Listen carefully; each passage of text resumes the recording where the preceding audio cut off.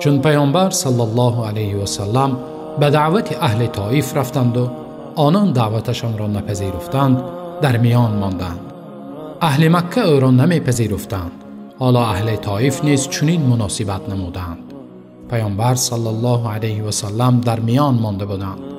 عزم بازگشتن به مکه نمودند و به 3 نفر از سران مشرکین که به کرم و مردانگی معروف بودند پیام فرستادند تا او را زیر حمایه خود گیرند و به امان به مکه درآیند. آن 3 نفر اخنس ابن شریق، سهیل ابن عمرو و مطعم ابن جبیر بودند. 2 نفر اول جواب رد دادند، اما مطعم او را زیر حمایه خود پذیرفت.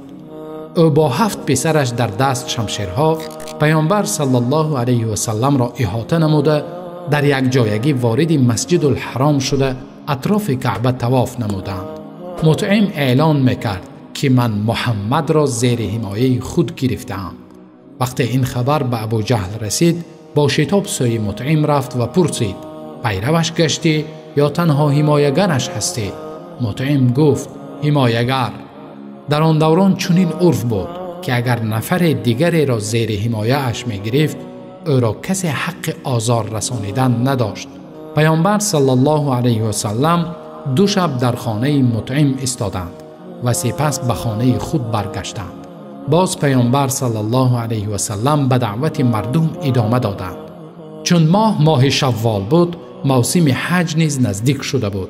پیامبر صلی الله علیه و سلم این موسم را به طور باید و شاید برای دعوت به سوی دین راستین استفاده بردند.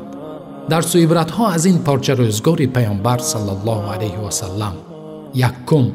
گرچه اخنس ابن شریق و سهیل ابن عمرو درخواست پناهندگی پیامبر صلی الله علیه و سلم را رد نمودند، لیک به دسیسه علیه او دست نزدند. 2. مروت و جوانمردی مطعم که با وجود مخالفت در عقیده و ایمان و این مخالفت شدید فکری، پیامبر صلی الله علیه و سلم را طبق عادت قبیلوی زیر حمایه خود درآورد. 3. جوانمردی دیگری مطعم این بود که او از ضعف پیامبر صلی الله علیه و سلم سوء استفاده نکرد. ای کاش بعضی نفران در این عصر که مدعی ایمانند لااقل اخلاق کافران آن دوران را داشته باشند. مطعم نگفت: من تو را به این شرط حمایه میکنم که کسی را دعوت نکنید و در موسم حج که در پیش است باید شرکت نورزید.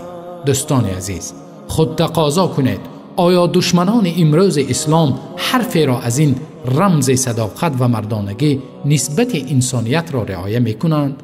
دسیسه ها، بدام افطانیدن ها، تهدیدها، دست درازی به حریم خصوصی، رسم و کریکاتوره های بیجا، هر کار میتوانند علیه اسلام و مسلمانان انجام میدهند. آنها برای خود بت دروغین به نام آزادی سخن تراشیدند و در اطراف آن طواف میکنند، ولی اگر خود گرسنه مانند آن را میخورند. دشمنان امروز در جنگلی که آن را برایشان مکیاولی ساخته است و در پیشتاخ آن نوشته شده است هدف وسیله را توجیه میکند، عمر به سر میبرند. بنابراین برای رسیدن به مقصدهایشان هر آنچه نفس بدشان میخواهد از انجام آن روی نمیگردانند. اما آزاد مردان عالم میدانند که جوان مردتر از محمد صلی الله علیه و سلم در عالم نفره و بهتر از دین او دین وجود ندارد. پیام و درود خدا بر تو باد ای رحمت عالمیان.